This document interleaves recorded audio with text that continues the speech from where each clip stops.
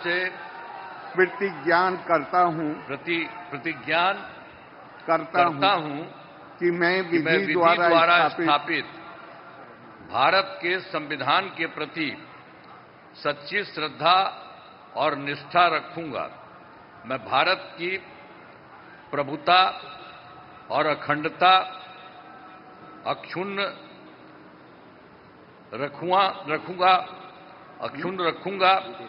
मैं बिहार राज्य के मुख्यमंत्री के रूप में मैं अपने कर्तव्यों का श्रद्धापूर्वक और शुद्ध अंतःकरण से निर्वहन करूंगा तथा मैं भय या पक्षपात, अनुराग या द्वेष के बिना सभी सरकार के लोगों के प्रति संविधान और विधि के अनुसार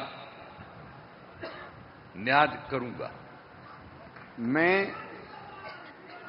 मैं नीतीश कुमार सत्यनिष्ठा से प्रतिज्ञान करता हूं कि जो विषय बिहार राज्य के मुख्यमंत्री के रूप में मेरे विचार के लिए लाया जाएगा अथवा मुझे ज्ञात होगा, उसे किसी व्यक्ति या व्यक्तियों को तब से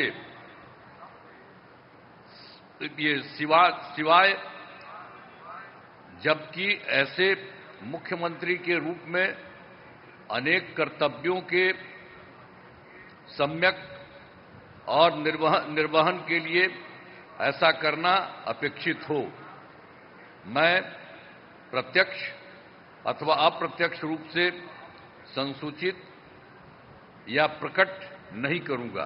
धन्यवाद। बधाई।